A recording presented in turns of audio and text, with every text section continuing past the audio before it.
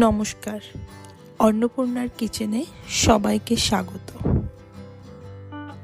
আজকের শর্ট ব্লগে কিভাবে কুমড়ো পাতায় শীতল শুটকি বড়া বানানো যায় তার রেসিপি এবং পদ্ধতি অল্প সময় শেয়ার করব।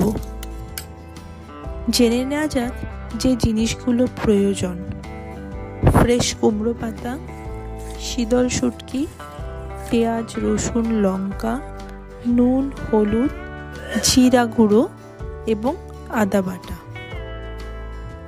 একটি পাত্রে সবগুলো মিক্স করে পাতায় স্টাফ করে হালকা আঁচে ফ্রাই করে নিলেই আমাদের শীতল শুটকি বড়া রেডি হয়ে যাবে।